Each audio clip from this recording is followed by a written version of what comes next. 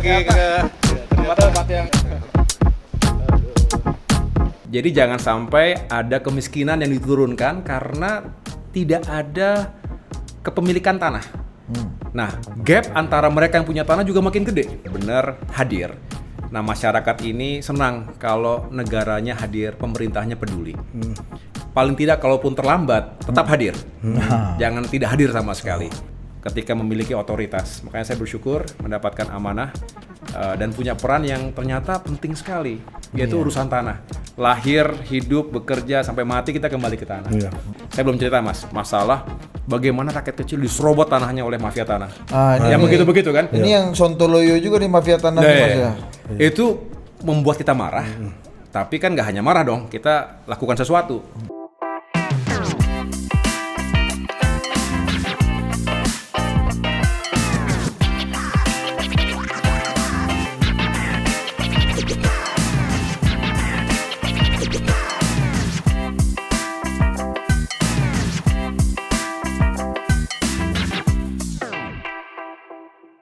Welcome to Total Politik dan bersama kita hari ini Tum AHY. Ya. Dengan ada Andi Alifian Malarangeng. Jadi Tum AHY. Sekarang bukan Tum AHY, Menteri AHY. Menteri AHY. Wah, gimana Mas AHY ini? Alhamdulillah sehat. Anda ini jadi salah satu atau mungkin satu-satunya narasumber yang bikin kami itu sangat minder. Kenapa? Karena you have everything we don't have. Yang lain ada juga. Yang lain ada, kita irisan-irisannya ada. Skor-skor masih tipis-tipis. Ini udah gap Gini-nya tinggi kita. Ya, senang lah Mas. Thank you, Mas, gimana Mas kemarin? Pesta Pora kemarin bisa cerita? Seru. Iya, Anda itu saya lihat experience tersendiri. Karena ketika kita sibuk dalam situasi politik yang seringkali penuh dengan dinamika dan ketegangan, tetapi Pesta Pora kemarin benar-benar kita lebur dalam sukacita bareng-bareng anak-anak muda dan yang spesial kemarin Pak SBY tampil. Itu juga sesuatu yang pecah dan gak dibayangkan sebelumnya. Nggak nyangka juga Mas 75 tahun, ya kan? Mantan presiden. Datang di depan belasan ribu anak-anak muda di panggung dan konser bareng-bareng gitu. Jadi, sing along lagi ya. Sing along. 7 lagu tuh, 7 lagu.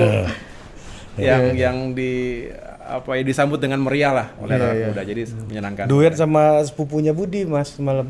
Oh ya, siapa? Ada Mbak Yuni. Ada Mbak Yuni. Oh, Mbak Yuni nyanyi. Iya. Sepupunya Budi. Mbak Yuni tuh dia bilang, waduh aku tuh paling seneng kalau nyanyi mengiringi Pak SBY katanya. Iya. Soalnya aku jadi suaranya nggak bagus sendiri. Emang gitu? Ini improvisasi gue. Iya, tapi Mas AHY menikmati betul sebagai privilege ini ya di depan panggung ya. Bareng-bareng lah, seru. Tapi Mas, ini pertanyaan, kenapa Pak SBY begitu pensiun, kan beliau kan 10 tahun menjabat, itu banyak bikin album, musikalitasnya teruji lah ketika menjadi presiden. Setelah pensiun kok baru kali ini nih kayaknya muncul dengan soal musik gitu. Apa yang membuat Pak SBY yakin muncul berkesenian di publik sekarang menurut Mas AHY? Pak SBY itu memang multi talenta yang saya tahu. Saya boleh subjektif ini, tapi memang beliau itu imbang. Otak kiri, otak kanan itu imbang dari dulu, dari muda. Sehingga selain tentunya bagus secara akademis, tapi juga seninya tuh jalan gitu. Bisa nyanyi, kemudian juga melukis sekarang. Kemarin juga Pesta Pora datang lagi. Ada melukis, melukis bareng sama Vincent sama Desta kemarin. Nah, yang lain juga bikin puisi. Jadi artinya memang punya talenta sendiri di bidang kesenian dan musik salah satu kesenangan ya. Jadi begitu pensiun, ada beberapa kali tentunya bersama-sama dengan musisi yang lain, nyiptakan lagu, nyanyi bareng. Tapi memang yang tampil di konser baru kemarin, dan itu atas undangan dari beberapa musisi dan senang akhirnya bisa collab bareng-bareng lah, gitu. Ya, tapi maksudku gini, kenapa nggak begitu pensiun meneruskan karir bermusiknya justru lebih total dibanding, kan akhirnya switch kan, bikin Lavani, bikin lukisan, harusnya kan minimal albumnya tambah 8 gitu loh Mas, setelah tambah 4. Itu tadi, beliau juga nggak spesifik di satu area saja, jadi mengeksplor semua kesenangan lah ya. Karena waktu lebih banyak ya. Banyak yang nggak tahu, sebetulnya abis pensiun itu kan ada kegiatan-kegiatan yang lain. Nah, tapi kemudian dirundung duka kehilangan Ibu Ani Oh itu kan. iya. Nah, sebetulnya di masa kedukaan itu ada sejumlah singles yang dibuat juga sebetulnya, cuman akhirnya nggak dirilis secara publik, secara luas karena terlalu sedih Dalam, lagi, terlalu iya. dalam.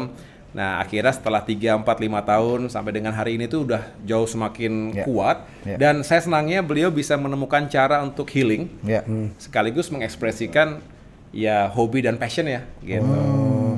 Oke. Mantap. Tapi Ri, sebelum kita bicara agraria nih Ri ya, ada satu Mas yang menarik. Ini mungkin Mas Ahaye pelajari juga melihat fenomenanya. Kemarin Pak SBY kan jadi salah satu manifestasi orang yang sudah sangat senior, umurnya 70-an dengan market, saya yakin tuh anak-anak belasan, 19-an, Iya. 20-an, Iya. awal Iya. 30-an. Yang nggak ngerti ada lagu Pelangi di Matamu atau 2004 Iya. Iya. Mas. Iya. Kalau kita kan Iya. tahu kan. Dia nggak ngerti bahwa vokalis Jamrud tuh minder ketika Pak SBY nyanyi lebih bagus daripada dia misalnya pada waktu itu gitu ya. Tapi ini kan fenomena menarik Mas. Pak SBY tidak mengubah dirinya menjadi sok-sok anak muda, Enggak. pakai sneakers, pakai jaket kulit kan. TikTok-TikTokan gitu kan. Iya. Tapi anak-anak muda tuh menerima dengan baik, dengan antusias gitu. Masih ingat sama aku? Iya. Alhamdulillah. Tetap gitu kan, dia kan nggak jadi joget-joget jadi Nggak, Korea-Koreaan gitu. Nggak. Dan fenomena kayak gitu juga ternyata di beberapa tokoh-tokoh politik senior itu Iya. juga terjadi loh Mas. Iya. Menurut Mas AHY fenomena ini aneh. Kalau boleh dianggap sebagai social experiment, kemarin itu menunjukkan bahwa masyarakat kita termasuk anak-anak muda, Gen Z, millennials itu senang yang original. Oh. Jadi sesuatu yang terlalu difabrikasi, kemudian artificial gitu ya. Mungkin juga pada titik tertentu kurang menarik. Nah, begitu ini original, apa adanya, tapi juga yang dibawakan lagu-lagunya kan selain yang mereka belum lahir, tapi juga ada yang sangat populer, misalnya lagu Yellow, Coldplay. Oh, iya, Nggak nyangka begitu, Pak lagu SBY. Coldplay begitu kan? Pak SBY Coldplay. 75 tahun nyanyi Coldplay. Itu juga sesuatu yang, wah ini menarik gitu. Ya, nyanyi perahu layar gitu kita masih tahu lah gitu kan. Wajar ini Coldplay kan. Ya, tapi fenomena ini menurut saya bagus jika tokoh-tokoh, pemimpin-pemimpin yang di masa purnaannya itu juga selalu menemukan cara. Oke. Dan ketika cara-caranya itu juga diterima dengan baik oleh society, saya pikir bagus sekali dan seperti ada kolaborasi antar generasi. Iya, Nah, iya. ini yang jarang terjadi memang, Oke. nggak setiap kali terjadi, tapi kalau ini dikembangkan dengan format-format acara yang menyenangkan juga, justru kayak anak kepada bapak kepada anaknya atau bapak kepada cucunya begitu kan, karena usianya jauh banget kan. Iya. Tapi Kalau- kayak relate aja, nggak seperti jauh banget ya. Iya. Nah, anak-anak itu kan waktu SD ngeliat foto bapak di sekolah kan, di Iya, iya. ruang-ruang kelas Iya, kan. betul. Mungkin dulu hanya ngeliat-ngeliat. Nah, sekarang begitu datang, oh ternyata Kayak gitu. ini kayak gitu. Kalau bapak, kalau kakek sama cucu emang lebih gampang Mas. Kalau sama bapak kan masih ada persaingan biasanya. Oh iya Pak. Aku juga gitu Mas. Sama bapak sering ribut, tapi sama yang kakungku paten kita kompak. Nah. Saya pikir semua kayak gitu tuh. Iya. Kayaknya Mas Mas Ahaye saya lebih kan dekat masih sama- Mas Ahaye kan lebih dekat sama Pak Sarwedi. Lebih CS. Mas, ini sebelum masuk ke tanah lagi nih. Iya, tanah. Kenapa masuk tanahnya Lama-lama nih? kita nggak menari soal tanah. Kita ucapkan selamat dulu buat Mas Ahaye, baru saja habis sidang doktor tertutup di Universitas Erlangga kan. Oh, kelebihannya apa? Kekurangannya apa? Apa? Kelebihannya dapat S3 doktor kan, Kalau- nilainya Nah, ada istilah Mas di dunia akademik itu percuma dokter kan nggak bisa buka praktek. Ya, Dokter tuh. Dokter. Nah, selamat ya, Mas. Sama-sama, Thank Mas. you, makasih, Nah, ini Mas Ahaye udah semuanya udah dapat lah, udah mencapai banyak hal dalam hidup. Apa pentingnya untuk menyelesaikan jenjang akademik sampai PhD atau enggak? Iya. Mau kalah sama Pak SBY aja atau gimana sih, Mas? Iya. Pembuktian apalagi sih harus dibuktikan itu. Iya, apalagi Mas, apalagi gitu. Iya, saya punya satu quotes mungkin yang bisa digunakan. Politisi yang jauh dari akademisi bisa salah dalam mengambil keputusan atau kebijakan. Sebaliknya, akademisi yang jauh dari politisi bisa terjebak dalam angan-angan. Menara Jadi Gading ya. seringkali disconnect karena biasanya para intelektual itu kan punya idealisme Iya. yang dibaca teori demi teori demi teori, Iya. sehingga seringkali hitam putih. Ini yang benar, itu salah. Iya. Oke. Padahal in real world itu tidak bisa hitam putih, banyak wilayah abu-abunya.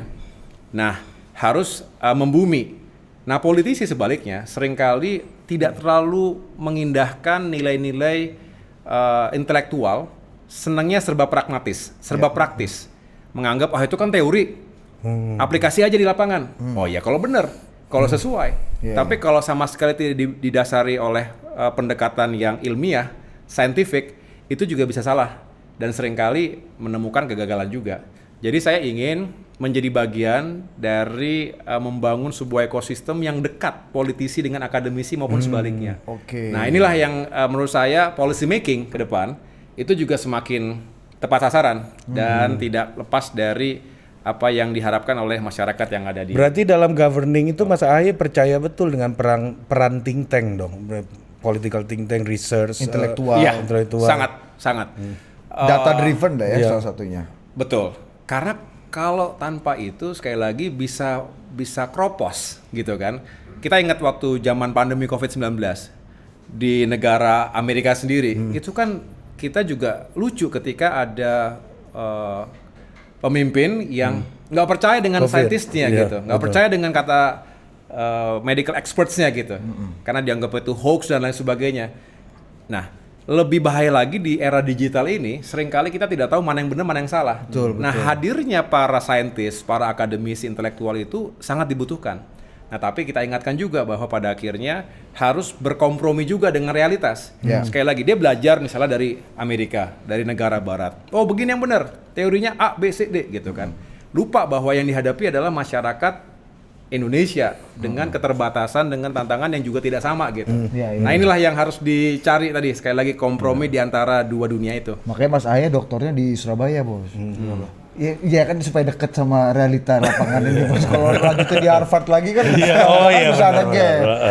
Iya dong, benar. Iya. Saya juga otokritik pada diri saya sendiri. Waktu itu kan datang dari Kennedy School dengan segala saya bilang bagus, tapi begitu dibawa ke sini, nggak ketemu nih. Ini bener ada gitunya tuh. Iya, ada ngalamin nggak? Apa coba misalnya? Contoh, saya pernah ngambil ini zaman saya kapten dulu. Ada satu pelajaran, satu studi tentang Running for Office and Managing Campaign. Itu judulnya.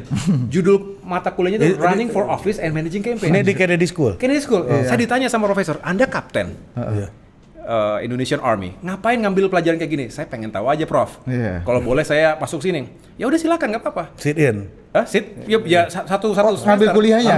Ambil. Bukan cuma sit in. Ya, segala sesuatu yang sangat inilah. Begitu benar-benar masuk politik, saya nggak pernah membayangkan kemudian tahun 2000 berapa? 16, 17 menjadi seorang politisi. Nggak membayangkan itu sebelumnya. Tapi saya ingat-ingat kembali, saya buka lagi bukunya. Ada yang benar, maksudnya bukan ada yang benar, ada yang relevan, tapi banyak yang nggak cocok di Indonesia gitu. Apa misalnya, Mas? Ini tema menarik. Berkampanye di society yang begitu majemuk, di mana level of education and socialnya belum selalu sama gitu ya. Ada gap di sana sini, sehingga pembawaan kita, narasi kita, pendekatan kita juga harus spesifik gitu. Nggak bisa serba akademis, nggak bisa semuanya penjelasan dengan statistik. Justru lebih banyak winning hearts and minds itu dengan pendekatan yang personal, tradisional, yang kemudian lebih personal. Hatinya gitu. Lebih dipakai Mas ya dalam menyentuh ini ya. Kalau kita datang seperti kita menghadapi ruang akademik yang penuh dengan kritik dan juga semuanya serba intelektual gitu tidak selalu cocok gitu ketika kita harus berhadapan dengan masyarakat yang tidak mau dengar yang begitu-begitu, maunya yang lebih konkret. Lebih konkret. 2017 tuh Mas Ahaye salah dong mengambil mentor yang terlalu intelektual ini kan. Maksudnya Rocky. Tapi tetap butuh Rocky lah gitu. Wah, saya nggak tahu kalau itu masalah. Itu ada kontribusinya. Dia soalnya pada waktu itu dia mentor kita juga. Dikata-katain mulu capek. Aduh, kata-katain. Tunggu lu katanya. Siap nyor. Tapi gini Mas, masuk ke soal ini ya, agraria ya.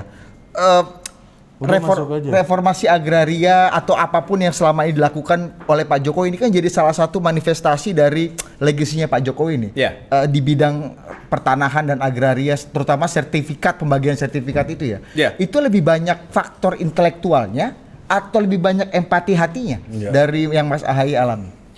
Kalau saya melihat mengapa kebijakan sekaligus program strategis nasional di bidang reforma agraria ini sesuatu yang sangat penting dan mendasar karena kembali pada dua aspek, justice, keadilan, yang kedua kesejahteraan. Jadi pendekatannya saya pikir lebih menggunakan empati bagaimana masyarakat Indonesia, terutama the bottom 40% yang berada di bawah ya, bisa dikatakan kalangan masyarakat marginal, miskin, hampir miskin, ya, apalagi kemiskinan ekstrim juga masih ada di beberapa tempat, itu yang disasar utamanya. Jadi tanah Republik ini, saya selalu bilang, kita suka mengatakan pertahankan setiap jengkal tanah.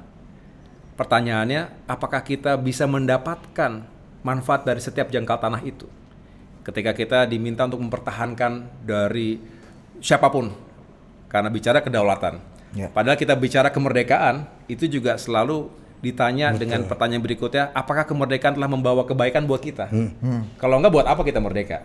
Nah, semangat itulah saya rasa para founding fathers kita, pemimpin-pemimpin, dan tentunya Presiden Jokowi ingin menghadirkan itu. Jadi jangan sampai ada kemiskinan yang diturunkan karena tidak ada kepemilikan tanah.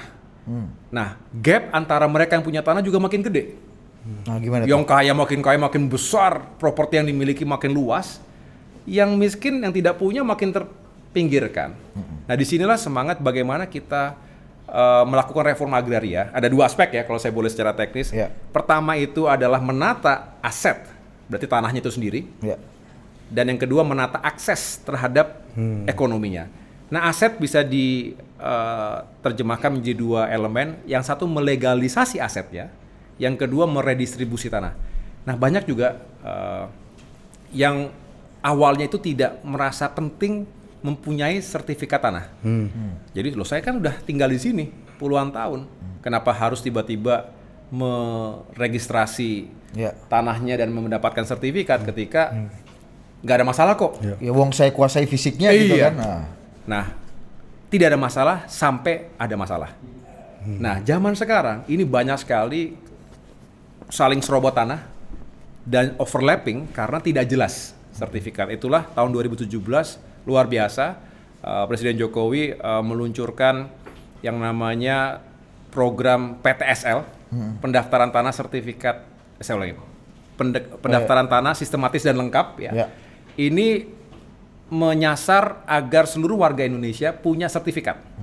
Pertama diregister dulu, didata dulu, dan alhamdulillah 2017 itu 46 juta bidang tanah yang terdaftar, tapi hari ini sudah hampir 118 juta bidang tanah. Luar biasa, ini pencapaian. Yang punya ini sertifikatnya. Yang punya sertifikat di bawahnya sedikit, di bawahnya itu yang sudah terdaftar dulu. Dari target tahun ini 120 juta bidang tanah. Dan tahun depan tuntas semuanya 126 juta bidang tanah. Jadi artinya per hari ini sudah 98% dari target akhir tahun dan 93% sampai dengan akhir tahun depan.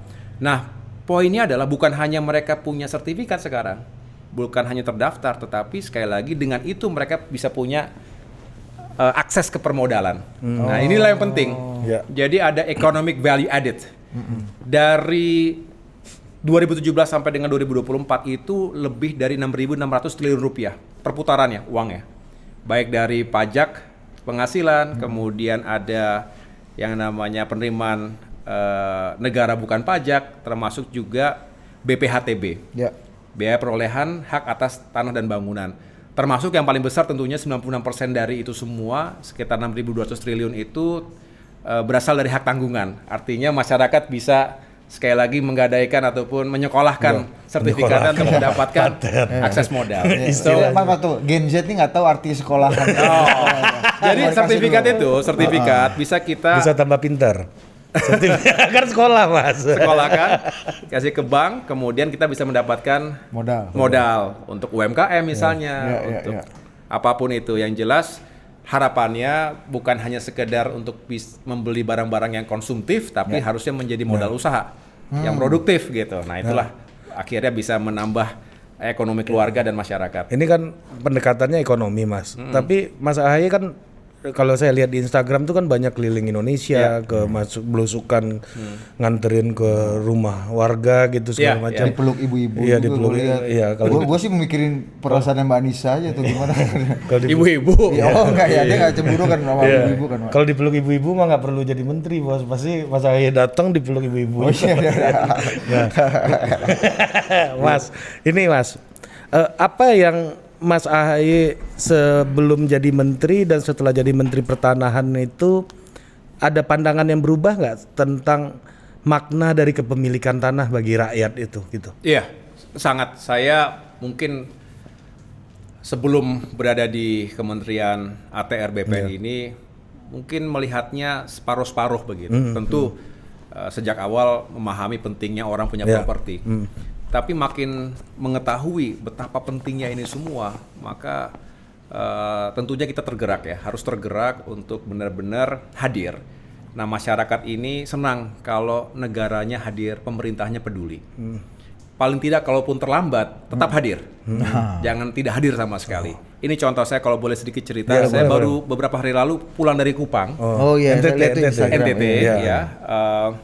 1 jam dari kota. Saya menyerahkan 2.100 sertifikat hak milik kepada masyarakat ex-pejuang Timur Timur.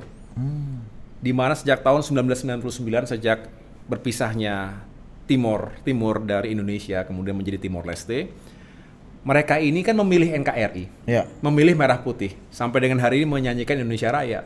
Tapi 25 tahun itu tidak menentu kehidupannya karena seperti pengungsi di sana sini begitu ya. Tapi akhirnya dengan kerja keras kita semuanya, negara bisa memberikan sertifikat hak milik, termasuk dibangunkan rumah-rumah yang jauh lebih layak, dan mereka berterima kasih, bersyukur karena penantian panjang itu tiba, yang akhirnya mereka bisa hidup lebih baik lagi dan diturunkan kepada anak-anak ya jika mereka sudah tidak ada begitu. Dan disinilah menurut saya sebuah case study yang bisa dijadikan prinsip untuk diterapkan dimanapun, bahwa ketika negara hadir bukan hanya kepada mereka tapi juga di tempat lain. Ini contoh nih Mas, di Banyuwangi ada masyarakat petani sejak tahun 1938, jadi praktis 86 tahun tinggal di sebuah daerah, turun temurun sudah sekian generasi, yang tidak pernah mendapatkan sertifikat itu, tidak pernah memiliki. Itu merupakan bagian, mereka sudah ada bermukim sejak lama, tapi masuklah ke kawasan hutan. Nah, setelah kita dilepaskan oleh Kementerian Lingkungan Hidup dan Kehutanan, baru kita bisa memberikan sertifikat. Artinya sejak itu pula mereka punya sertifikat yang sah dan legal dari negara.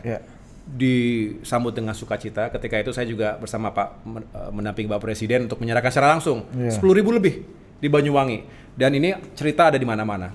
Makanya sebetulnya ketika saya diundang ke World Bank, Bank Dunia, ketika itu sebetulnya itu penghargaan terhadap Indonesia. Sebuah award ataupun sebuah apresiasi dari Bank Dunia, kita diminta untuk berbagi kisah sukses kepada negara-negara lain. Jadi saya rasa apa yang telah dilakukan sampai dengan hari ini, reforma agraria termasuk juga untuk keadilan dan kesejahteraan rakyat, harus dilanjutkan. Ada hal sentimental nggak yang mungkin Mas Ahaye kerap alami gitu ya, ketika mengalami langsung dan berinteraksi langsung dengan orang-orang yang mendapatkan haknya gitu loh setelah puluhan tahun mungkin. Dengar gini aja saya merasa tergugah dan mengingat kembali, itu kan momen-momen yang biasanya di-capture di sini dan di sini. Kalau tidak tertangkap oleh kamera ya, tapi paling tidak saya punya banyak memori, walaupun bisa dikatakan singkat lah.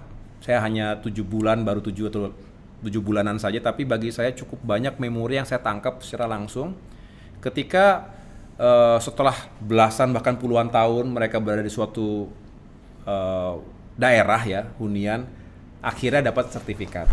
Bagi mereka itu luar biasa, dan apalagi ketika mereka mendapatkan petak bidang-bidang tanah, kemudian bisa berkebun, bisa produktif, yang memang perlu dipikirkan bagaimana ada off-takernya. Jadi setelah mereka bisa berproduksi apapun itu ya, komoditasnya ada yang membantu untuk dipasarkan.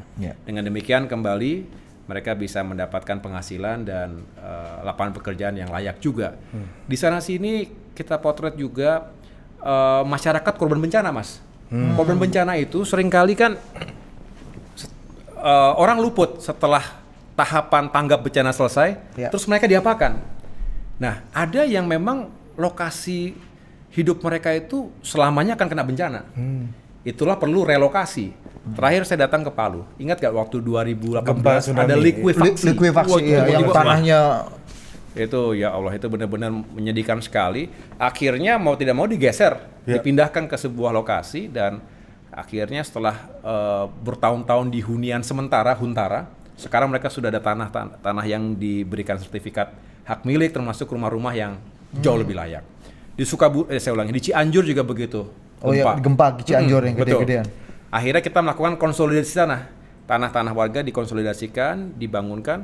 Nah, yang menariknya bukan hanya mereka mendapatkan rumah yang lebih layak, karena kita bantu melakukan penataan terhadap lingkungan barunya, ada akses jadinya, akses jalan, pengairan, segala macam. Nah, harga tanah per meternya jauh lebih tinggi sekarang. Katakanlah tadi 200.000 per meter persegi, sekarang menjadi 400.000 meter persegi. Jadi ini juga sebuah bentuk konkret apa yang dirasakan oleh masyarakat jika negara bisa mengintervensi dalam kebijakan yang pro rakyat gitu. Problemnya apa, Mas? Ini kan sama kayak Mas kan ngasih peluru ya ke orang gitu ya. Lu tadi ya kosongan, kita punya hak punya agunan, punya peluru lah gitu. Kan tergantung nih, kadang-kadang dipakainya juga belum tentu sesuai dengan hal-hal yang bisa produktif yang kita harapkan gitu. Problemnya apa sih, Mas, di lapangan? Problemnya setelah mereka punya mindset. Mindset itu kan tidak bisa dibangun seketika ya. Harus ada sosialisasi, edukasi, literasi yang dibangun setiap saat. Siapa ya? Oleh kita semuanya, termasuk pemerintah daerah. Jadi setelah mereka punya tanah, seberapapun bidang tanah yang mereka miliki, tergantung mau itu begitu saja menjadi tanah terlantar atau menjadi tanah yang produktif. Nah, kita tidak ingin tanah-tanah tersebut menjadi terlantar, harusnya produktif kan. Dan kalaupun harus diagunkan sertifikat tadi, jangan kemudian hanya untuk barang-barang konsumtif yang justru hanya menambah utang mereka. Yang kita harapkan, yang banyak ditemui di lapangan gimana, Mas? Ya, cerita-cerita. Tentu yang begitu-begitu kerap terjadi ya. Makanya kita dalam penyampaian juga, Ibu, Bapak, tolong ini benar-benar dijaga.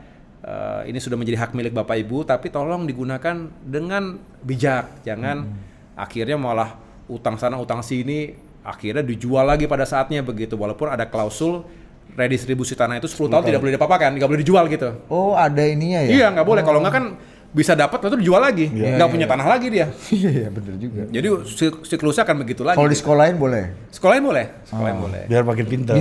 Biar makin pintar. Kelas 2 kan ya kan. Iya benar. Iya. Mas, ini balik lagi, Mas, pertanyaannya. Saya mau lihat dari ini kan yang banyak tampak di muka publik ini kan Mas Ahaye mengurusi persoalan-persoalan orang miskin gitu.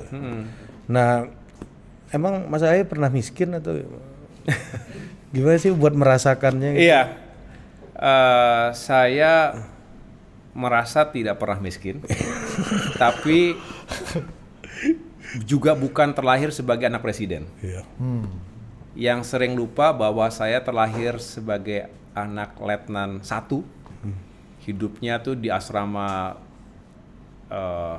TNI yang sangat sederhana, gedek gitu, zaman dulu. Kemudian juga banyak yang tidak mengikuti bahwa saya sendiri menjadi prajurit yang kehidupannya juga berawal dari bawah, banyak keterbatasan di daerah basis maupun daerah penugasan, dan tentunya itu semua membangun karakter yang ingin juga menjadi bagian dari solusi bagi masyarakat yang ada di sekitar kita. Jadi ada dorongan yang kuat juga kalau kita bisa membantu masyarakat kecil yang tidak mampu, yang kurang mampu, ya kenapa tidak begitu. Apalagi ketika memiliki otoritas. Makanya saya bersyukur mendapatkan amanah dan punya peran yang ternyata penting sekali, yaitu urusan tanah. Lahir, hidup, bekerja, sampai mati kita kembali ke tanah. Jadi ketika kita mengurusi urusan yang sangat mendasar bagi masyarakat, apalagi masyarakat kecil tadi, saya belum cerita, Mas, masalah bagaimana rakyat kecil diserobot tanahnya oleh mafia tanah. Yang begitu-begitu kan? Ini yang Sontoloyo juga nih mafia tanah, Mas ya. Itu membuat kita marah, tapi kan nggak hanya marah dong, kita lakukan sesuatu. Nah, ini bagaimana membela rakyat kecil ini termanifestasi dalam policy dan juga langkah-langkah taktis. Seringkali, tidak jarang ya, policy-nya bagus, tapi eksekusinya nggak tuntas, nggak bisa taktis begitu. Akhirnya abstrak. Dan hasilnya juga tidak terlalu bagus begitu. Nah, yang saya lakukan, saya mencoba menggerakkan semua resources yang kita miliki, termasuk satgas-satgas anti mafia tanah. Ini contoh bagaimana kita mencoba membela, melindungi rakyat kecil, termasuk juga kepentingan negara banyak yang dirugikan. Ini contoh ya dari sekian banyak. Terakhir di Jawa Tengah misalnya, di Gerobogan. Itu kita berhasil menyelamatkan potensi kerugian negara hingga 3, sekian triliun rupiah. Baru satu kejadian atau 2 kejadian. Ketika itu sudah jelas ada investor masuk. Ada produksi plastik begitu, ada juga produksi sports apparel di daerah sana. Dari luar. Sekian yang siap untuk diinvestasikan. Tapi terhambat betul gara-gara dikuasai oleh mafia tanah yang mereka memalsukan dokumen-dokumen negara. Akhirnya kita datang, kita gebuk secara decisive gitu ya, menggunakan segala aturan hukum, kita kerjasama dengan kepolisian, dengan kejaksaan, dengan pemerintah daerah. Alhamdulillah bisa kita selesaikan. Saya sendiri yang datang untuk mengungkap itu, dan akhirnya bisa selesai. Padahal investasi itu bisa membuka belasan ribu lapangan pekerjaan. Jadi kayak begini-begini, baru mengatasi 1-2 aja, sebetulnya banyak hal yang bisa kita dapatkan. Apalagi efeknya langsung ini kerasa, Mas. Langsung kerasa. Nah, nggak, ini si mafia ini bisa tahunan, bisa itu kan nggak mungkin mereka kerja sendiri kan, Mas. Kolaboratornya kan juga banyak gitu. Banyak. Yang keladinya nih di sekitar sini tuh, Mas Ahaye udah identifikasi kan? Iya, mafia tanah itu ada Gimana kelas sih, Mas? kakap. Kelas kakap itu yang sudah memang pekerjaan itu jadi industri begitu. Ada juga yang kecil-kecilan, yang kaki 5 lah. Ya, UKM ya jeger-jegeran aja gitu kan, preman-premanan aja. Nah, awalnya dulu kan sebelum saya masuk di sini, saya pikir tuh preman-preman yang nongkrongin, ternyata itu hanya bagian kecil saja. Di balik itu ada organized crime. Mereka professionals, ada di mana-mana. Ada di jaringan bank, ada di jaringan alat penegak hukum, ada di jaringan peradilan, ada di jaringan internal BPN sendiri. Orang pertanahan juga banyak. Ada, artinya semua bisa saling terkait begitu. Oleh karenanya kita nggak bisa anggap ini sepele, kita anggap itu ada aktor-aktor intelektual. Dan kalau sudah saling backup, rasanya tidak selalu mudah. Tapi saya mengatakan gini, Bismillah lah, kita tujuan kita baik. Kita harus jalankan ini dengan teguh gitu. Tidak boleh ketemu sedikit tiba-tiba ada yang gertak balik segala macam begitu. Oh, nggak bisa. Kita harus tunjukkan kita punya kekuatan juga begitu. Mas, jadi ketum partai plus anak presiden itu ada manfaatnya nggak buat gagah-gagahan? Maksudku ini kan ngelawan hal nggak kecil juga gitu. Mas punya partai, menteri-menteri sebelumnya kan belum tentu jadi punya jadi ketum partai gitu kan. Ada gunanya nggak tuh? Saya nggak mengatakan itu ada kontribusinya secara langsung, tapi paling tidak saya mendapatkan backup yang alhamdulillah saya senang, bersyukur sekali. Backup itu dari jajaran internal birokrasi kami perkuat ya. Saya mengatakan selalu kita tegakkan dulu integritas internal kita sebelum kita melakukan langkah-langkah yang lebih agresif keluar eksternal. Tapi yang kedua, saya sejak masuk itu langsung mendatangi jajaran kepolisian. Saya bikin MOU dengan Kapolri, datangi Pak Jaksa Agung, datangi Ketua Mahkamah Agung, kemudian juga dengan pemerintah daerah, jajaran yang di bawah. Itu kita lakukan. Nah, tapi juga yang tidak kalah penting, saya juga mendapatkan support yang sangat baik dari parlemen.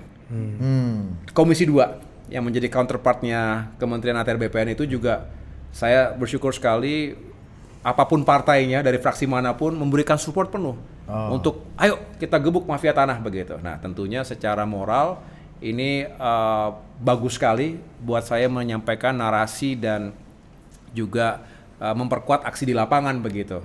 Nah kalau partai ya tentu akan memberikan support penuh lah kalau ketumnya sudah pada posisi seperti ini, artinya mereka juga akan memberikan masukan-masukan dan juga memperkuat di lapangan. Mas Ahaye lebih senang dipanggil Tum apa dipanggil Pak Menteri?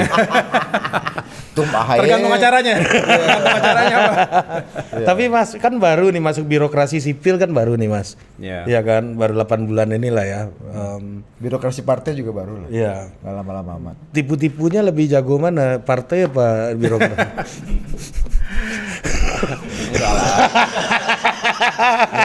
Nggak ada tipu-tipu. Itu bohong. yang ada taktiknya. Taktik. Memang betul. Bedanya apa ngadepin Kata dua? orang yang nipu itu enggak kok ini taktik kok strategi katanya. Apakah ini penjagalan? Enggak, ini strategi. Kalau saya melihatnya begini, sebetulnya organisasi manapun itu kan punya karakteristik yang ada samanya, ada bedanya begitu. Birokrasi yang termasuk baru saya menggelutinya, itu juga punya kultur tersendiri yang baik, tapi juga ada yang kurang baik. Nah, yang baiknya adalah begitu bicara strukturnya ada, hierarkinya jelas, rentang komandonya juga jelas, tapi yang perlu terus diperbaiki bagaimana birokrasi yang sebesar itu menjadi birokrasi yang responsif, adaptif, agile, ya kan? Artinya ini kan zaman terus berubah ya. Kalau berpikirnya itu kaku, konvensional, konservatif, nggak bisa mengikuti perkembangan zaman dan teknologi, ya ketinggalan. Ya. Udah kemana-mana, masalahnya kita masih di situ aja. Ya. Nah ini yang perlu saya sentuh juga. Pak Presiden Jokowi juga meminta saya di situ kan bukan karena saya ahli pertanahan, nggak ada urusan saya dengan pertanahan sebelumnya. Malah lebih dekat sama pertahanan kan. Pertahanan. Iya. Mas Ahaye kayak Pak Mahfud juga nggak?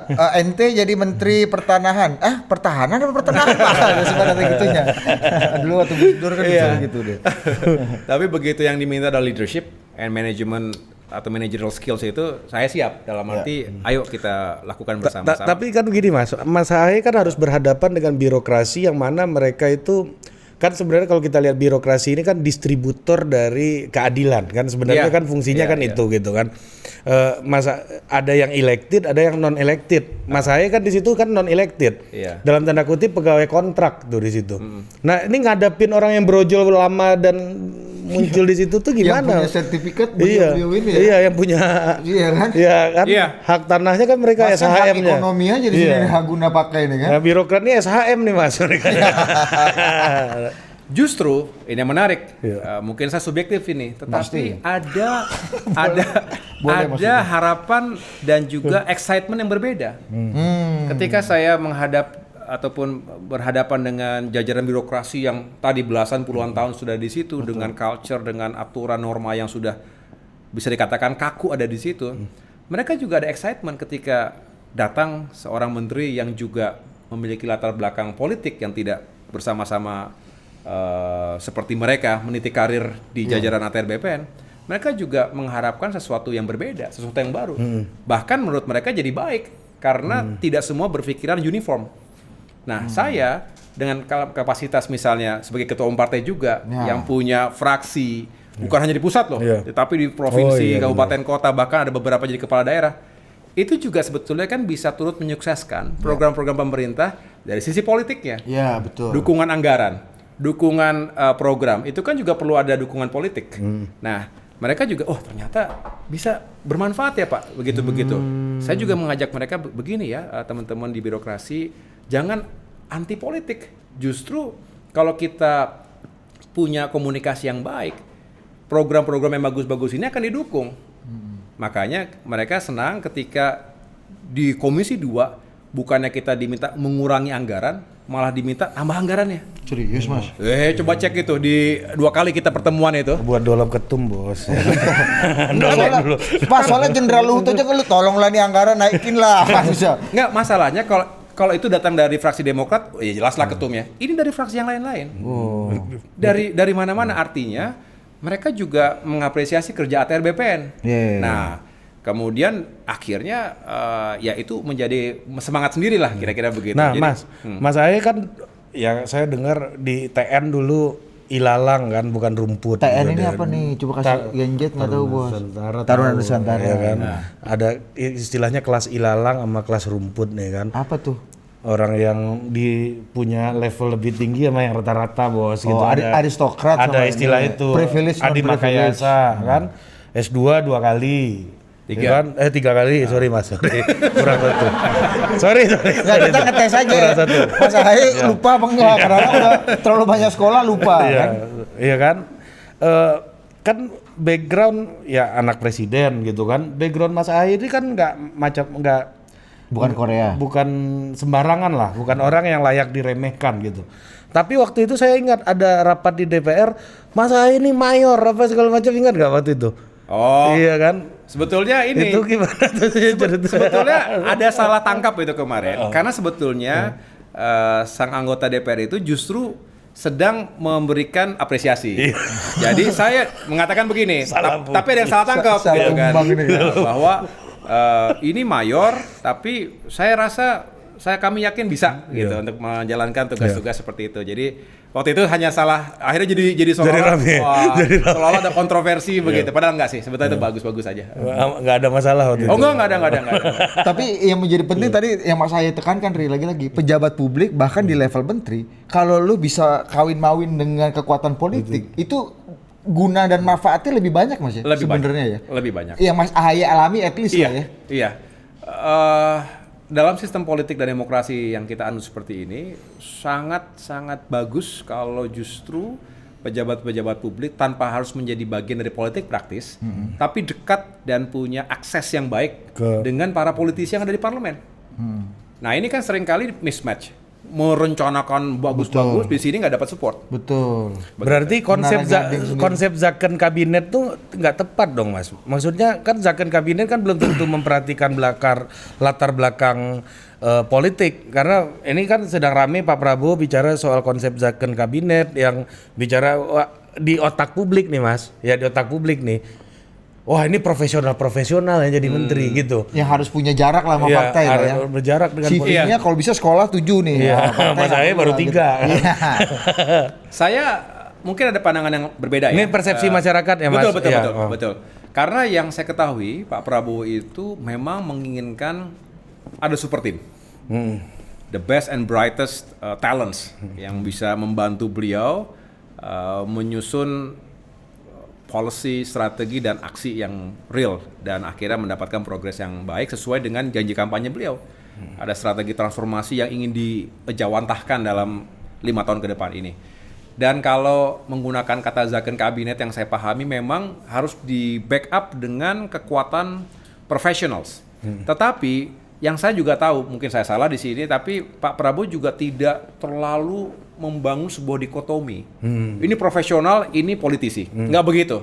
Karena pada kenyataannya ya blending juga gitu. Kan tidak persis harus dikasih garis lurus gitu. Banyak juga politisi yang berasal dari kalangan profesional. Termasuk yang ex-militer misalnya gitu, seperti saya sendiri. Itu kan profesional sebetulnya. TNI dengan segala tahapan profesinya kan. Tetapi kemudian masuk menjadi seorang politisi. Begitu pula yang artinya profesional banget, tapi pada kenyataan dalam perjalanannya juga bergabung dengan partai politik. Jadi tidak bisa langsung dibikin garis Tegas yang ya. tegas gitu antara politisi dengan profesional. Nah justru menurut saya kombinasi yang pas begitu ya, beliau yang paling tahu bagaimana mengaduk rumusannya gitu ya, sehingga begitu ada perjuangan politik yang harus disinkronkan dengan perjuangan administratif di pemerintahan ini juga bagus. Begitu. Kenapa masyarakat masih terjebak dengan persepsi itu menurut Mas Ahaye? Profesional dan Dan partai seolah-olah yang partai ini pasti buruk, yang profesional ini bagus. Padahal pada prakteknya kami juga tahu kalau partai profesional yang nggak punya dukungan politik di parlemen, programnya juga nggak jalan sama sekali. Gitu. Dan banyak juga profesional yang lebih politiking dari orang partai. Iya. Karena faktanya gitu kan. Lebih jago dia kan, Lebih jago ini entertain. kawan Adi dah. Adi baru tulis Kakak Subaca. Ada gitu-gitunya. Nanti tolong bantu abang ngomong ke ketum. Udah lebih jago dia kan. Iya. Jadi menurut saya saya menyikapinya ya ini harus melecut para politisi agar tidak dianggap sebelah mata, dia cuman haus kekuasaan, dia cuma mikirin election, dia cuma mikirin elektoral gitu ya. Ya harus kita buktikan bahwa politisi tidak seperti itu. Tidak hanya itu gitu. Bolehlah kita memikirkan election, pilkada, pileg, pilpres gitu, tapi selalu ada substansinya tuh jelas gitu loh, perjuangannya jelas. Dan saya mungkin dulu ya termasuk orang yang juga agak skeptis. Ini politisi ngapain sih? Tapi begitu masuk ke sini saya malah bisa mengomentari yang mengatakan dirinya profesional hati-hati. Jangan sampai justru tidak pernah berbuat real buat masyarakat. Nah, At least politisi ya walaupun dianggap dia kan punya agenda, tapi they do something. turba Dia ini datang ya. turun segala macam. Dia punya agenda, semua punya agenda. Iya. Profesional juga punya agenda. Ya, Nggak mungkin hanya memikirkan organisasi, dia pasti punya agenda buat pribadinya, buat kelompoknya, buat institusinya. So itu nggak sesuatu yang harus diadu begitu. Atau sebaliknya, politisi juga harus mengapresiasi profesional karena mereka bisa jadi profesional itu setelah sekian belas tahun sekolah, terus latihan, terus juga penugasan, sehingga pasti ada nilai-nilai penting yang bisa dihimpun untuk menjadi bagian dari policy. Jadi kembali saya melihat ini hanya butuh waktu, edukasi, literasi, dan semua harus mempertanggungjawabkan itu. Jadi pada saatnya masyarakat juga melihat, oh ya, semua punya hak yang sama ketika mendapatkan peluang. Yang penting cara-cara mendapatkan peluang itu juga baik lah kira-kira gitu. Dan ini juga waktunya politisi yang kemudian jadi profesional ataupun sebaliknya jadi menteri, sekali politisi yang jadi menteri itu untuk membuktikan bahwa mereka kerja bagus gitu sehingga kepercayaan publik jadi naik ya. Jadi udah bener lah ya. Pada akhirnya kan semua melayani publik kan, melayani rakyat. Jadi dalam politik tidak melihat dari mana ia berasal, terlalu melihat dari mana ia berasal, tapi begitu dia mendapatkan peluang, kesempatan, dan otoritas, dia bisa gunakan itu untuk kebaikan publik. Menurut Mas Ahaye, orang kalau mau jadi presiden perlu bikin partai nggak Mas? Gue tahu, hati-hati Mas. Karena ini total politik ya. Mas tahu kan Mas, bikin sur dulu kita ngomong tanah ya kan. Dibikin MC dulu. MC dulu ya kan. Nggak dari pesta pora lah. Kan kita nggak nyebut nama orang Mas. Agak canggih ada Mas. Sebut saja Mawar ya. Gue depan banget ini. Jadi kalau menurut saya begini, multi party system. Ada baiknya tapi ada konsekuensinya. Nah, kalau saya berangkat dari sini ya, berangkat bahwa setiap orang itu harus punya harus mendapatkan opportunity. Nah, tinggal dia harus tahu juga game-nya seperti apa. Nah, dalam sistem multi party system di Indonesia ini, maka memang partai-partai politik itu punya tempat yang spesial dan tidak salah. Walaupun kalau ditanya gitu ya, apa sih kelebihan satu partai dengan partai lainnya, itu beda-beda tipis. Karena secara platform berbeda dengan bipartisan system Amerika yang sangat dominan. Kita lihat Amerika sekarang lah ya, Republicans dengan Demokrat, walaupun saya juga sulit untuk mengatakan kita bisa berkiblat pada politik Amerika hari ini yang luar biasa terbelahnya begitu. Tapi jelas mereka ada platform yang berbeda begitu. Sehingga kalau saya suka ini ya hanya di sini gitu, bukan di sini gitu. Nah, kalau di kita kan spektrumnya itu begini. Memang ada ujung kiri aja ujung kanan. Tapi mirip-mirip aja sebetulnya, ada overlapping juga gitu. Sehingga peran tokoh jadi penting gitu ya. Peran tokoh sangat penting. Jadi nggak bisa di-replace begitu aja seorang tokoh. Kalau di partai-partai politik yang platformnya kuat di negara-negara Eropa itu come and go juga pemimpinnya, tetapi tidak akan bergeser terlalu jauh si konstituennya karena yang mereka yakini adalah platformnya, policy-nya. Nah, kembali ke Indonesia, saya rasa tokoh-tokoh sudah bisa melihat ini semua dan tinggal partai mana yang siap untuk mengusungnya. Nah, 20% itu tidak mudah. Presidential threshold. Ingin menjadi capres, penuhi dulu 20%. Saya rasa ketinggian atau tidak tinggi, mari kita duduk bareng. Ada yang mengatakan terlalu tinggi 20%, sehingga political space-nya itu menjadi semakin sempit. Dua jadi satu belum tentu cukup. Contoh Demokrat 2024 kemarin tidak cukup kuat untuk bergabung dengan satu partai politik lainnya, kecuali partai politik yang sangat besar. Selebihnya harus bertiga, harus berempat. Nah begitu bertiga berempat, kan tinggal siapa yang nomor 1, siapa nomor 2. Nah. Nggak ada yang nomor 3, nggak ada yang nomor 3 gitu kan. Iya. Sehingga ada nggak komprominya apa di situ? Iya. Jadi kalau nanti ada konsensus baru dibangun oleh partai-partai politik untuk katakanlah merasionalisasi presidensial threshold 5-10 tahun ke depan ini, ya ayo duduk bareng. Saya nggak berani mengatakan hari ini yang paling bagus berapa. Yang penting kita duduk bareng dulu dengan logika yang kita bangun juga. Nah tapi kalau seorang tokoh merasa jalurnya adalah nggak mungkin independen, sedangkan bergabung dengan partai politik, ya kalau diterima, kan sudah ada apa namanya structure yang nggak bisa langsung di bypass begitu saja. Betul. Ada sih partai-partai politik yang juga perlu tokoh, ya more than happy mereka mencari tokoh. Iya. Tapi kalau untuk bergabung pada partai yang sudah punya tokoh dan juga udah punya struktur yang kuat, tidak mudah untuk bergabung begitu saja. Iya. Itu ada urut dan langsung kacang, mendapatkan tempat yang langsung mendapatkan tempat. Iya, istimewa. Regardless dia punya kekuatan elektoral misalnya. Iya, Jadi pilihan yang rasional membangun partai politik baru. Pertanyaannya seberapa mudah dan seberapa cepat. Nah. Bisa nggak 5 tahun bisa melengkapi itu? Berapa logistik yang harus disiapkan untuk jangankan bikin 514 DPC. Satu DPC aja kalau nggak di-handle with care itu bisa berantakan. Kita bicara satu DPC, satu kabupaten misalnya begitu ya. Kalau nggak pas manajemennya, nggak ada yang baik begitu leadershipnya, bisa berantakan DPC itu. Apalagi membangun baru di. Bukan tidak mungkin, tapi saya tidak mengatakan itu mudah. Jadi popularity pendukung yang fanatik itu tidak serta merta tentu bisa terkonversi menjadi konversinya langsung bikin partai yang kemudian cepat untuk. Ya. Karena dulu Pak SBY 2004 kan non sewu Mas itu kan cepat sekali tuh, boom, langsung 7%. Betul. Bedakan antara fans dengan kader. Ya. Pengikut bisa sebanyak-banyaknya, tapi untuk menjadi kader yang bisa menjalankan tugas-tugas organisasi, apalagi administrasi politik yang sekali lagi tidak selalu mudah, itu tidak gampang. Tapi bukan tidak mungkin. Ketokohan itu bisa mempengaruhi banyak hal. Misalnya ada seseorang yang menonjol, punya aura, punya karisma, seorang yang dianggap bisa membawa gerakan yang besar begitu, bisa saja diikuti oleh siapapun di daerah manapun. Tetapi jangkauannya ya luas, dan ingat dia tidak dalam vakum. Ada partai-partai politik yang sudah established di mana-mana begitu. Jadi tidak vakum. Ya, ada kompetitor. Dan menghadapi kompetisi yang sudah lebih well established. Gitu. Mas Ahy mau bilang nggak mudah gitu. Bagi Mawar. Mas, izin Mas. Mawar. Diketawain tuh Mas. Nanti Mas Ahy kita pajang lagi.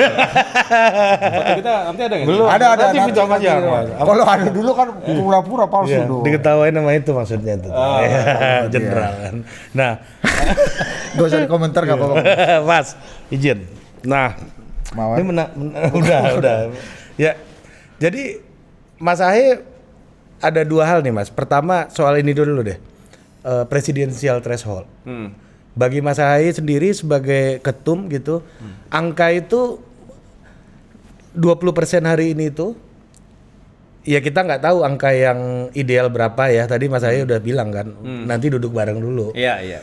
20% itu menurut Mas Ahy menguntungkan atau enggak bagi rakyat? Bagi rakyat. Iya.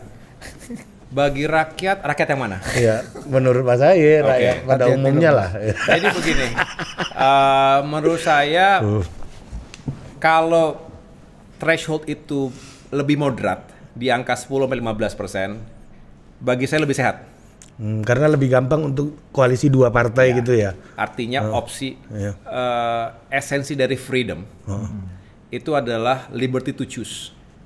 Kalau orang punya pilihan-pilihan. Lebih banyak seperti itu. Walaupun saya pernah ditanya beberapa kali, itu bagaimana fenomena kota kosong?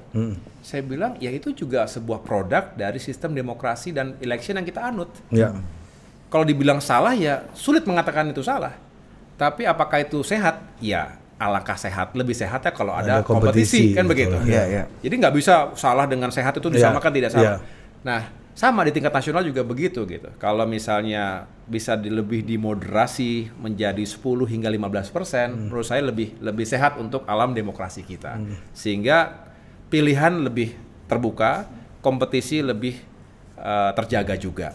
Nah, tinggal setelah itu komposisinya seperti apa? Itu gitu duduk kan? bareng tadi. Duduk bareng tadi. Iya, Duduk bareng. Kalau calon independen diberikan ruang di level nasional menurut Mas AHY? Saya pikir belum siap ya negara kita, dan saya rasa tidak selalu baik karena pada akhirnya kan perlu ada selection process dari partai-partai politik yang memang menjadi pilar utama demokrasi begitu. Nah, media seperti acara ini juga menurut saya juga salah satu bagian penting untuk membantu menyeleksi dari proses yang dilakukan oleh internal partai. Diberikan ruang terbuka kepada masyarakat untuk tadi, oh ternyata si A begini, si B begini, si C begini gitu. Nah, yang tidak baik adalah kalau tidak ada ruang itu. Nah, ruang ini harus terus dibuka menurut saya, karena demokrasi yang sehat harus di-backup oleh media dan juga publik yang punya akses langsung untuk melihat calon-calon itu gitu. Nah, ini pertanyaan kedua lagi, Mas. Mas AHY sebagai ketum partai dan mitra Komisi 2 juga nih. Salah satu hal yang menurut saya itu dari zaman dulu sampai sekarang belum diberes-beresin itu adalah soal pendanaan partai politik, Mas. Kita sekarang Rp1.000 per suara. Iya kan? Dana banpol paling Demokrat dapat setahun sekitar 7,5 5 M ya, Bang Jovan ya? 10 M. Iya kan? 10 M per tahun dana banpol, kita tahu itu buat bayar listrik aja mungkin udah habis hampir semuanya itu kan, bayar listrik se-Indonesia gitu ya. Nih, apalagi menghadapi KLB kemarin kan. Mancing-mancing sendiri. Ini loh kadang-kadang nanti kita perdalam, ya kan? Nanti kita perdalam salah. Iya. Udah lewat. Iya. Kita tuh ngerinya sama Mas Jovan aja. Dia kan semi tentara ini kita. Masih ya? Udah enggak? Iya lanjut. Sama, Bu. Oh sama ya. Semi tentara gimana? Tentara beneran. Iya, betul. Nah, soal dana partai politik. Kalau kita berkaca ke negara-negara yang lebih established demokrasinya gitu, misalnya kayak Jepang atau Jerman gitu ya. Mereka pakai parameter UMP. Jadi UMP kayak di Jepang itu 0,23 UMP per suara. Terus di Jerman itu sekitar 0,5% UMP per suara gitu. Jadi kalau kita pakai parameter Jepang atau Jerman lah ya, itu kita sekarang mungkin bisa di 6.000 sampai 7.000 rupiah per suara gitu. Nah, ini kan fakta politik yang nggak bisa kita tutup mata. Kalau cost per unit 1 TPS itu 1 juta, kita punya 800.000 TPS. Artinya kita harus spending partai politiknya 800 miliar untuk dana saksi lah kurang lebih itu. Saksi tok ya? Iya saksi. Kalau cuma dapat 10 miliar setahun, dikali 5 tahun 50 miliar. Artinya kan Mas AHY boncos 750 miliar tuh. Nah ini gimana nih problem ini nih? Dipikirkan dan mau duduk bareng lagi nggak sih Mas sebenarnya? Ini problem yang krusial. Problem sangat krusial, problem yang sangat berbahaya kalau nggak kita address dengan baik ya. Jadi benar, ini memang seringkali saya tuh pelan-pelan ngomong begini karena takut dianggap tidak empatik dengan masalah rakyat, masih banyak yang lain. Betul. Seolah-olah kok partai politik bicara anggaran buat dirinya begitu. Padahal harusnya kita realistis saja bahwa tanpa pembiayaan yang jelas, sumber yang jelas, jangan berharap partai politik juga bagus dalam mempersiapkan para pemimpin rakyat di daerah. Kaderisasi bangsa loh ini, Mas. Termasuk juga calon wakil-wakil rakyat begitu. Nah, kesadaran ini semua sudah terbangun di semua partai politik, merasakan hal yang sama. Jadi kita tahu dalam setiap diskusi dan dialog, dan saya senang Pak Prabowo punya concern yang sama karena beliau juga pemimpin partai politik. Beliau tahu persis, saya tahu persis. Betapa tidak mudahnya mempersiapkan partai politik ini, menjalankan aktivitas harian saja tidak mudah, apalagi mempersiapkan sesuatu yang strategis begitu kan. Ada klub rugby pula Pak Prabowo kan itu klub polo ya. Artinya memang butuh anggaran dan dibutuhkan pendanaan yang juga legal, yang juga make sense begitu ya. Dan disinilah saya rasa perlu duduk bareng. Memang pada akhirnya kembali kepada teori besarkan dulu kuenya. Sehingga kalau tadi 6.000 7.000 rupiah diambil dari porsi yang makin besar, nggak terlalu kerasa. Tapi kalau kuenya segitu-gitu aja, begitu dari 1.000 ke 7.000, wah 7 kali lipat. Langsung rakyat bertanya, loh ini 7 kali lipat partai-partai politik minta anggaran, sedangkan untuk rakyat kecil tidak ada penambahan yang signifikan seperti Terakhir itu. 10 kali lipat naik Mas, dari 100 rupiah sekian jadi 1.000 Mas. Iya, artinya kembali ada nggak kemampuan negara itu? Karena kan pasti ada ada yang diambil dari porsi yang ada kan gitu. Langsung headline-nya pasti dikonversi berapa sekolah yang bisa dibangun, berapa makan siang gratis yang bisa diberikan, artinya, misalnya gitu kan. Berapa Kebayang kan piring tuh ini? headline-nya begitu tuh. Betul. Makanya harus sensitif kita. Semangat memperbesar kue itu penting.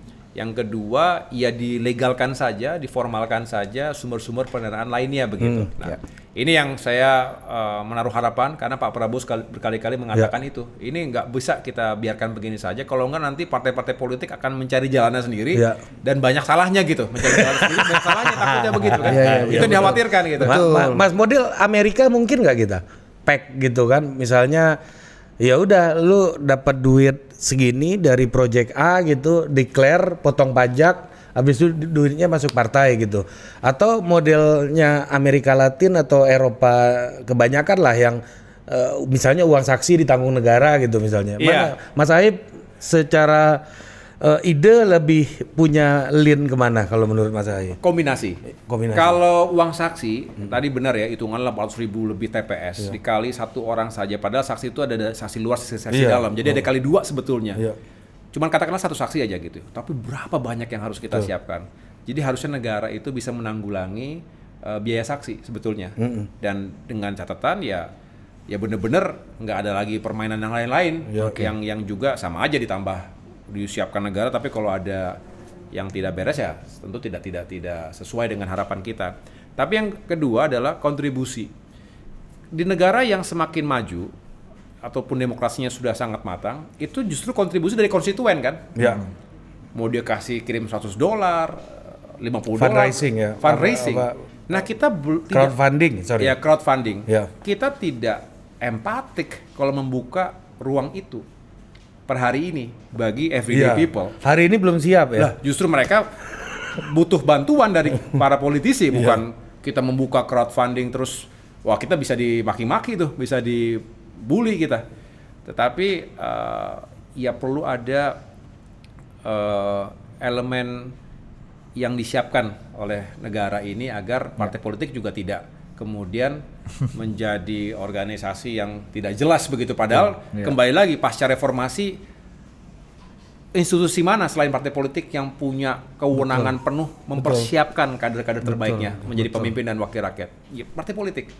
Nah kalau nggak disiapin kita. Tapi Mas Ahy merasakan ya beratnya berarti menjalankan jadi ketum partai politik dengan situasi hari ini. Tidak mudah. Tapi ya kita selalu terbiasa dengan inilah tidak menyerah lah, tidak patah begitu aja tanpa ada kreasi inovasi yang bagus. Tapi apalagi ada KLB ini kan bensin pasti lebih cepat habis juga kan. Mempertahankan. Kalau kata Pak SBY itu stupid. Pak SBY kan suka bahasa Inggris. Sama kan dipikir Mas Aing. Oh iya sama. Produk agak mirip. Oke lah kalau gitu nggak ada. Terakhir aja deh Mas, ini bicara 10 tahun lagi-lagi nih Pak Jokowi sudah mau mengakhiri masa kepemimpinannya dan salah satu monumen pentingnya kembali ke topik kita adalah bukannya topik kita yang itu reformasi KLB. Iya. Duh, ini bikin takut kan Mas Ahy sendiri yang mancing-mancing. Iya benar dia juga sih ya. Iya kan mawar juga.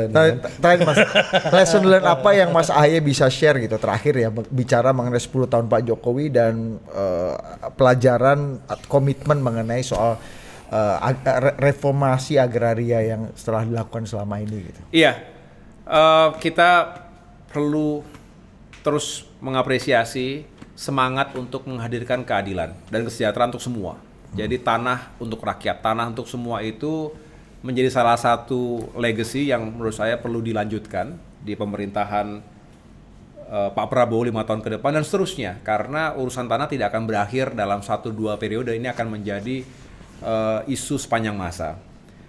Di negara-negara yang sudah lebih maju, tentunya tidak lagi berurusan dengan serobot penyerobot, overlapping. Ya. Jadi benar-benar fokus pada penataan ruang yang lebih adaptif terhadap kemajuan zaman. Menyeimbangkan antara percepatan pertumbuhan ekonomi termasuk pembangunan infrastruktur, di sisi lain kita menjaga agar lingkungan hidup kita tetap lestari, sustainability-nya terjaga. Ini yang menjadi isu dari negara-negara yang sudah maju. Nah, negara seperti Indonesia yang dalam proses menuju negara maju itu tidak bisa dikotomis juga. Jadi pertama, pertumbuhan itu harus memiliki keadilan, dalam arti tidak bisa mengejar pertumbuhan tapi ada masyarakat yang masih tertinggal, masih miskin sekali. Apalagi bicara tentang lingkungan hidup. Kalau datang ke masyarakat miskin, kita bicara tentang global warming, menjadi kurang sensitif. Ya. Bahkan dikatakan tidak beretika. Kenapa?